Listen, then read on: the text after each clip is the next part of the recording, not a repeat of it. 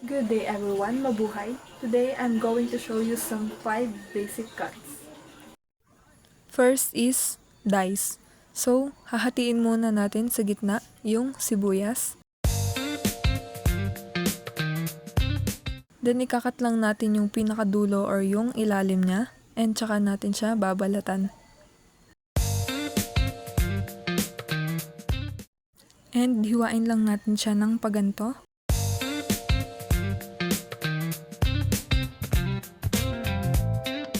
And then ganito naman. Pahaba. And tsaka natin siya ikakat ng pa-dice.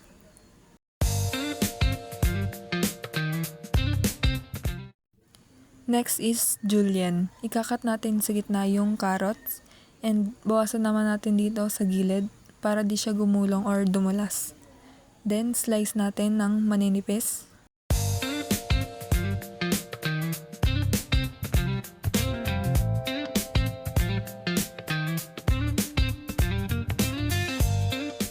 And then cut natin siya ng haba-haba.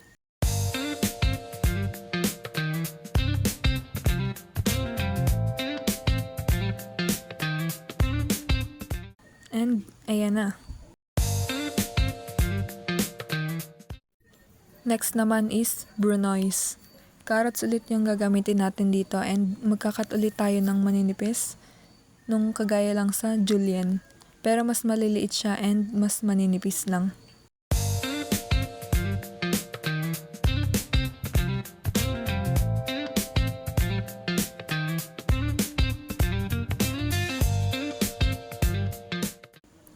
Then tsaka natin siya hiwain ng haba-haba.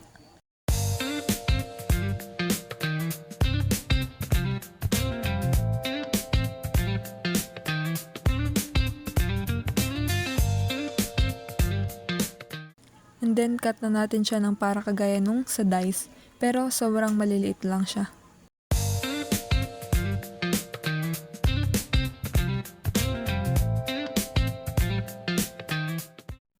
Next one is bâtonnet.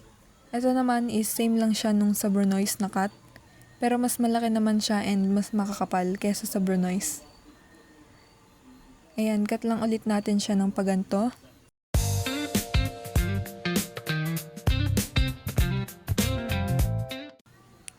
And then, yung pahaba ulit.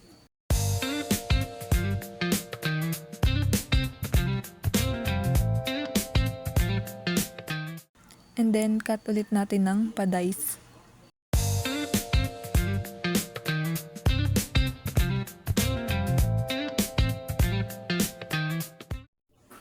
Last one is mince. Common na ginagamit dito is bawang. Ipe-press lang natin siya and then babalatan. Tapos, hiwain natin ng ganyan. Maninipis rin. Then, cut na natin siya. And parang tatadta rin.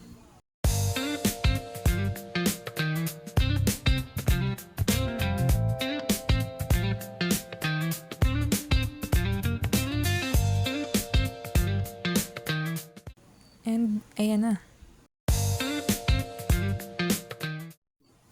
And ito na yung nagawa natin na 5 basic cuts.